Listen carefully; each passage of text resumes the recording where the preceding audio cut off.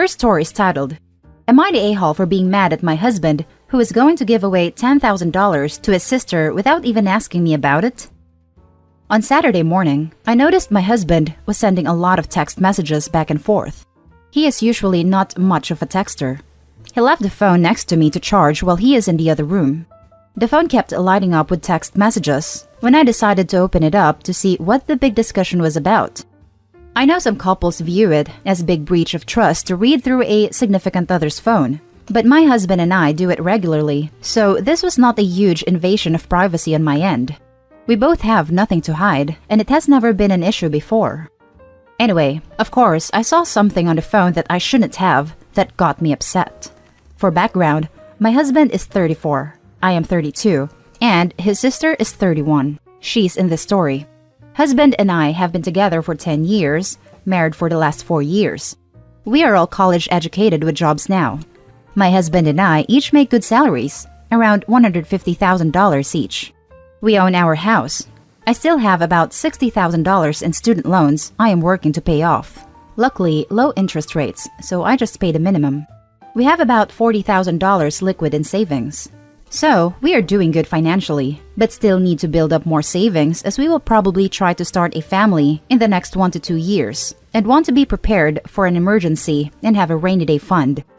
Anyway, my husband's sister is trying to buy a 1-bedroom apartment in New York City. I saw in the text messages that my husband offered to give her $10,000 for her down payment. The money is our savings, is our money. Our bank accounts are 100% combined. My husband manages 99% of the finances because I prefer not to deal with it. However, it is understood we consult each other regularly on major purchases. He did not ask me if I was okay with him giving this money to his sister. She didn't ask, he offered. I immediately confronted him, calmly, and was like, "Hey, did you tell your sister you would give her $10,000? He said yes. I asked him when he was going to tell me. He said he probably wasn't. He figured I wouldn't notice and said he didn't think I would care about the details. I said, do you think $10,000 is a detail? He said, "No, that is a lot of money. I should have told you about it. Are you okay with it?" I said, "No, I don't think I am." Anyway, we decided in that moment not to give the money. He said he would tell his sister and she would understand. He wanted the issue to go away after that. But I am still mad. I said this was a big breach of trust. I let him control all finances because I trust him to never, ever take advantage of my ignorance. Shouldn't you be able to trust your husband? So now, I don't have that full amount of trust I had before, and I want to open my own bank account, which frankly, I should have anyway. But, am I the a-hole for being totally upset and feeling betrayed about this? I grew up poor, and $10,000 is a ton of money to me. I mean, to most people, right? I am horrified he would consider gifting it away and not even telling me. Now for the top comments. Not the a-hole. When you have joint savings, it's not a single person to do what they want with it. My wife and I have our individual savings and a joint, which is accumulating for our future home. He's the a-hole for making a decision about the money without you. It's a good thing he relented and decided not to go through with it.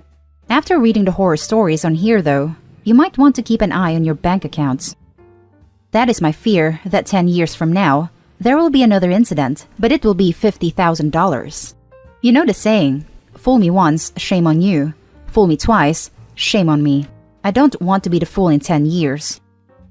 In my opinion, it's time to start managing the finances. Yeah, it's no fun, but you should at least be checking bank/credit card statements every month. Trust in your husband aside, I found plenty of mistakes on mine, like double billing and charges that weren't mine that you two might think are each other's if you aren't both looking them over. And always check the cable bill. There is always effery in there. Example, I got billed for 3 months for a Hindi language package. No one in my house ordered it or speaks Hindi. I agree 100%. Honestly, money, more the lack of money, just really stresses me out and gives me anxiety. I used to live month to month after college in my early 20s because I had very expensive student loans and an entry-level job with pricey New York City rent.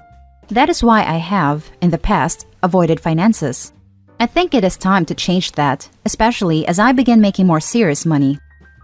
I asked him when he was going to tell me. He said he probably wasn't. He figured I wouldn't notice and said he didn't think I would care about the details. The hell? You're not the a-hole, and this is really, really weird. I think you are very right to want to protect your money right now and get into counseling with your husband ASAP. He's trying to play this off as a minor thing when it very much is not. It was so weird and out of character for him. I really believe his heart was in the right place. He wanted to help his sister, but at the expense of his wife, me. And agree, he is now trying to play it off as minor, and I'm like, I don't think I can just let this one go. Now for the next story. Am I the a-hole for telling my fiancé his sister cannot come over anymore? My fiancé, Jake, and I have been together for 4 years now. We had a little relationship in high school, but broke up, and met again a few years later. I have a child, 6 male, from a previous relationship, and a toddler, 2 male, with Jake. Jake has a big, embracing family to say the least. His grandparents bought us the house that we're living in, and since my oldest son's dad isn't in his life, Jake has completely stepped up. To get to the main point, Jake's mom stays with us a few nights out of the week, since she works right down the road and loves to spend time with the grandkids. I love her dearly and have no issue with her, and have even offered for her to move in. She watches the kids when she's here and picks up too. Jake's little sister, female 18, Sarah, comes over maybe once every other week. A few days ago, her boyfriend broke up with her and she spent the night at our house. I don't have anything against his sister, and she's great with the kids. But she always asks her mom if she can come over, not me. I talked to Jake's mom about this, and Jake's mom said that Sarah just assumes she asks me and Jake for her. I don't like that. Today, Sarah messaged me and apologized and asked if she could come get her shoes she left from the other night. I said yeah, I guess. My oldest son missed her, and I guess she told her mom she was coming by to see him. But he was doing homework, and I wasn't going to stop him. Sarah told Jake before leaving she was disappointed to not see my son, but that she'd try to swing by again next week. I said, absolutely not, to Jake. She looked hurt and left and was crying. Jake went off on me and asked me why I did that, and I told him. She has no respect for my authority in the house and continues to go around me to ask permission. She asked today, last minute. It's just really disrespectful. Jake is sleeping on the couch, and now I'm really wondering if I am in the wrong and if I should consider letting her come back over. So, am I the a-hole? Now for the top comments. You're the a-hole. It's yours and your fiancé's house. She can ask him and not you. You don't have sole authority. Do you really make every single one of your guests ask both of you? Because that's the only way this would make sense. Although, who does that? And she forgot her shoes. Asked to come get them, and to you, that's too last minute? Seriously, if someone forgets something in your house, you expect days' notice to come pick it up? You're being ridiculous. Honestly, I'd be careful if I were you. You don't want to start a fight with his sister where his whole family would probably back her up. Also, the kid might be shy. Hell, married adults will ask their spouse instead of the family for fear of not being a burden. Look at the way you reacted. Of course, she doesn't feel comfortable. She might be 18, but she is just kid, and she apologized. You allowed your insecurities to cloud your ability to see beyond yourself. You're the a-hole. I feel like I got whiplash from the way Opie told things. Sister-in-law asked Opie for permission to get her shoes. Opie said yes. Then, sister-in-law, probably offhanded while saying bye to her brother, said something like, "Too bad I missed nephew today. Mind if I swing by again?" Imagine their surprise when Opie blew a gasket. Sheesh. Also, in-laws usually defer to their direct relatives more than their in-laws. Sister-in-law probably just feels more comfortable asking her bro for favors than talk to Opie. I wonder why. I am not sure what she has done that's such a big deal she needs to be banned entirely. I am willing to bet there is a reason she doesn't like to talk to you. You seem pretty uptight, to be honest. She apologized, and then you proceeded to tell her she can't come over anymore? Most people would be really happy that a family member cares about their kids so much. But you want to punish a teenager because she doesn't do things how you like. Maybe you should work on making her comfortable enough to ask you. Also, if you think his family is so great, you should reconsider this nonsense and apologize to her. Picking a fight with his teen sister is bound to go badly for you. They aren't going to pick you over her. You really want to make your in-laws dislike you, or what? You're the a-hole. I feel more comfortable talking to my dad than my stepmom and asking him for things, even though my stepmom is a great person. I am 27 and they have been married for years. It's always easier to talk to someone you have known your entire life, as opposed to someone you barely know. Now for the last story. Am I the a-hole for being mad at my wife for not taking my son with his stepbrothers on her family trip? I, 37 male, been married to my wife for 3 months now. I have a 9-year-old son, Adam, with my late wife who passed away from cancer on 2016. I got to say, my son suffered a lot during and after his mother's death. It was an incredibly difficult phase, and he hasn't been able to go to school and talk to other kids. With therapy and time, he was able to get better, but he's still receiving education at home. Therefore, he doesn't have a lot of friends. But he formed a strong relationship with his stepbrothers, 11 Jake and 6 Aaron. My wife divorced her ex and took full custody years ago. Adam is especially very attached to his big brother Jake. They do everything together. Literally, there's no way they wouldn't see each other for a day. They tell each other everything.